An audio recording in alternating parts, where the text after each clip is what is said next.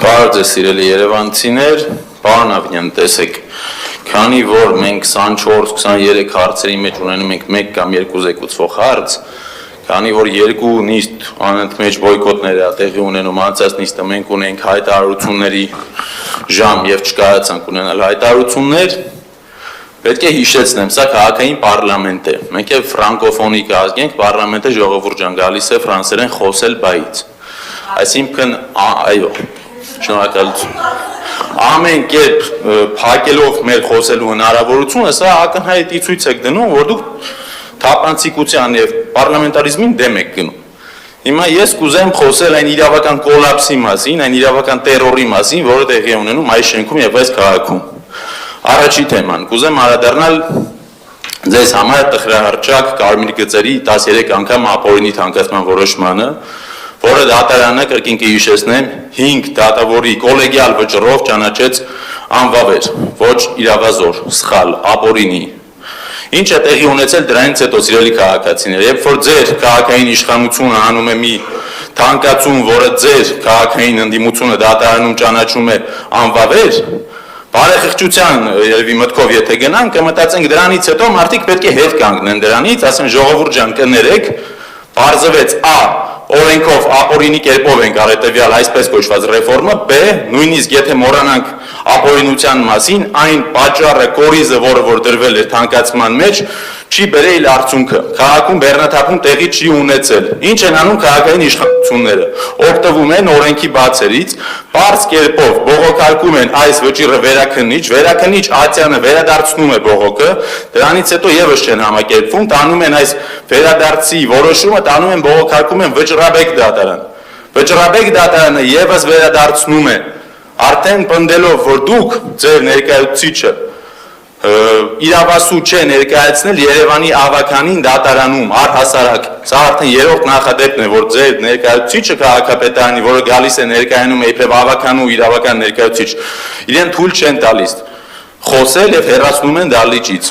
Ժողովուրդ ջան, սա պարզ իրավական բացերի մանիպուլյացիա է ի օգուտ քաղաքային իշխանության եւ ի վնաս Երևան քաղաքի բնակիչներին։ Երկրորդ թեման՝ տրանսպորտ։ Պարոն Հակոբյան, ամենայն հարգանքով մի թեման տենց ամբողջը թողեցի հարցին չվերաբերող ձեր ելույթը ունենաք։ Հարցին վերաբերող բան ունեք ասելու, որպեսզի խտրական չլինի նաև մյուս անդամների նկատմամբ։ Տեսեք, իմ կարծիքով դուք շատ խտրական եք, որովհետև երբ որ ելույթը առաջի անգամը չէ եւ կարծես ունենք ինչ-որ կոնսենսուս, որ քանի որ զեկուցվող չզեկուցվողը sense բլոկ է կարել, գոնե այս ձևաչափով խոսում ենք, երբ ձեր կոալիցիայի ներկայացուցիչներն են խոսում ոչ թեմային վերաբերվող չեք ընդհատում, երբ մենք ենք խոսում ընդհատում ենք, սա արդար Պարոն Հակոբյան, հենց նոր մեր կոալիցիայի ներկայացուցչին խնդրեցի այսօր եմ այս,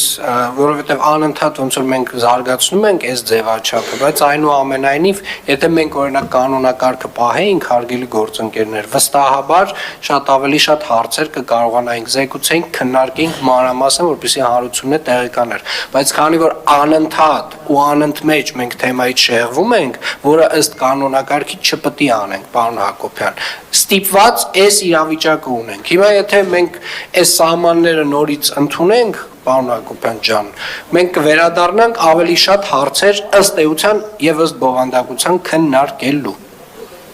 Ես այս թեմայի շուրջ, ես ասում եմ, իմ համար կան առավելություններ եւ ավելի կարեւոր թեմաներ, ես Մայր Հայաստան խմբակցության իրավական հարցերով ներկայացուցիչն եմ, տեղի էլ ունեցել 3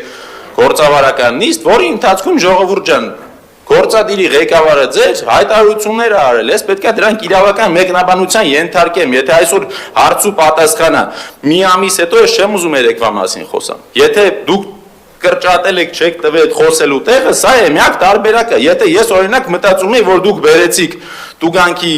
նախագիծը, որը ապօրինաբար ԱԺ կանոնակարգի դեմ մուտք արվեց օրակարգ հետո հանվեց, դրանից հետո մյուս քառորյա չմտավ, ես մտածեցի արել եք նահանջի քայլ, որը ողջունելի էր, սակայն երեկվա ձեր գործավարական նիստի ժամանակ դուք ասացիք, որ պետք է ձեր գոլեգաներին ԱԺ-ի արագացնել։ Հիմա ես տեղեկել եմ ասել ձեզ միջազգային որոշումներ եւ նորմեր, որոնք ցույց են տալի, որ ձեր ասած ապօրինություն է, ժողովուրդ ջան, տեսեք, ես կարծում եմ վարողը պետք է նիստի ժամանակ բոլորին պարտադրի մնան կոռեկտության սահմաններում, չլինի բարձր տոնայնություն, չլինի վիրավորանք, բայց երբ խոսքը գնում է քաղաքային առաջնային մանդատ ունեցող մարդը խոսում է քաղաքային խնդրից եւ օրինականությունից եւ իրավունքից, դա ընդհատելը, դա ապօրինություն է ինքն իրենով։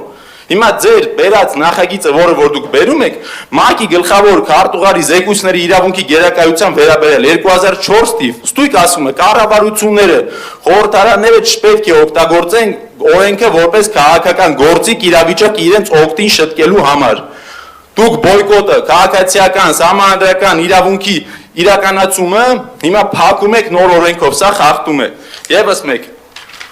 երկուս նույնիսկ ասեմ, Վենետիկի հանձնաժողովի նախադեպային կարծիքները, Ուկրաինա, Ալբանիա, 2016 թիվ, 2007 թիվ։ Կարդացեմ, գուցե չգիտեք ժողովուրդ ջան, իմացեք, որ այդպես չանեք։ Նայեք, Վենետիկի հանձնաժողովը պարբերաբար ընդգծում է, որ օրենքները չպետք է լինեն ուղղված կոնկրետ դեպքերի լուծմանը։ Օրենսդրական փոփոխությունները, որոնք կարող են նպաստել իշխանության կամ քաղաքական ուժի շահերին, գնահատվում են որպես ոչ ժողովրդավարական։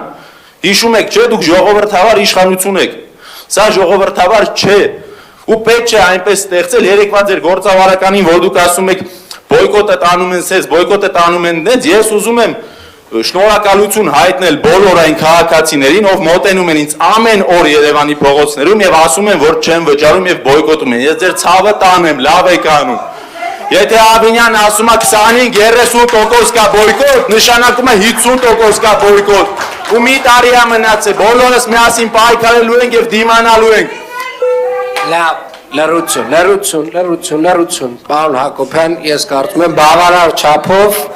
թույլ տվեցի, որ դուք տարբեր զեկույցներից եւ որոշումներից մեջբերումներ անեք։